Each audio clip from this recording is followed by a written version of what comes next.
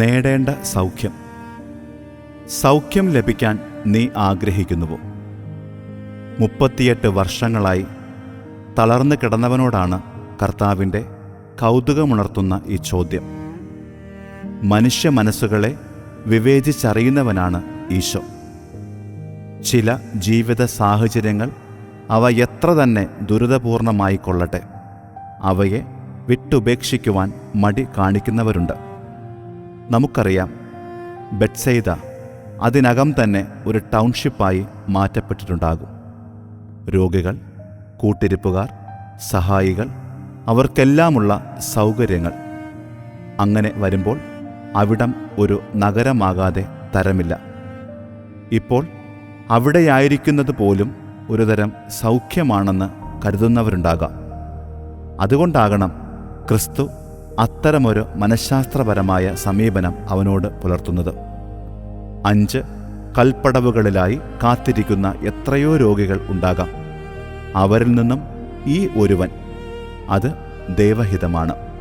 ലിഖിതങ്ങൾ പറയുന്നു, കർത്താവ് താൻ ഇച്ഛിക്കുന്നവർക്ക് നന്മയേകുന്നു. അവിടെ വിശ്വാസത്തിൻ്റെ ആഴമോ അനുതാപത്തിൻ്റെ അലയൊളികളോ കാര്യമാക്കപ്പെടുന്നില്ല. സൗഖ്യം ആഗ്രഹിക്കുന്നുവോ എന്ന ചോദ്യത്തിന് ആഗ്രഹിക്കുന്നു എന്ന മറുപടിയല്ല അയാൾ നൽകുന്നതെന്നും ശ്രദ്ധിക്കണം.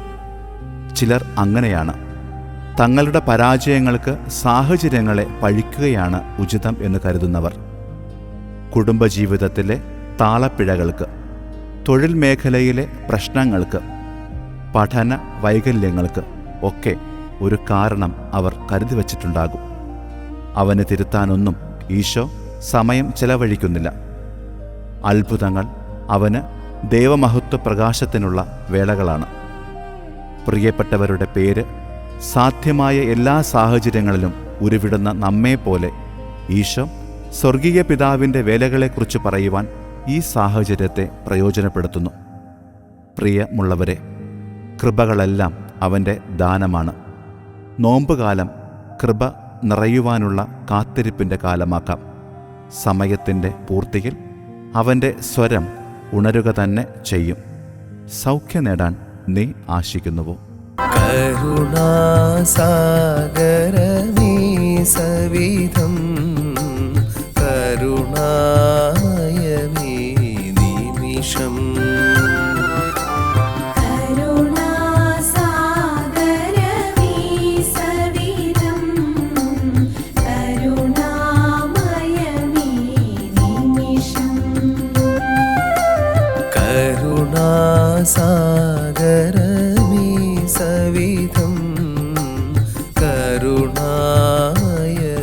നിമിഷം.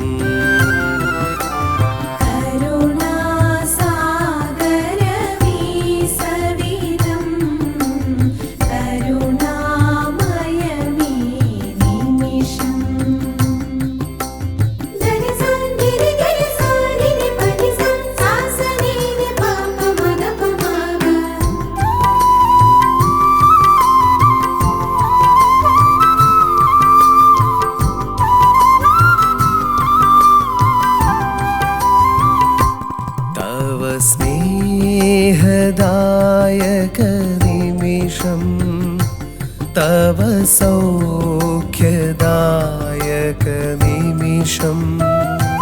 തവ സ്നേഹദായക നിമിഷം തവ സൗഖ്യദായക നിമിഷം. തവ സ്നേഹദായക നിമിഷം തവ സൗഖ്യദായക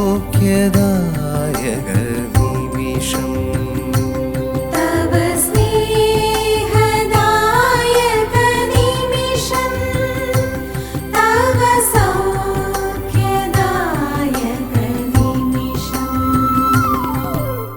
കരുണാസാഗരമീ സവിധം കരുണാമയമീ നിമിഷം.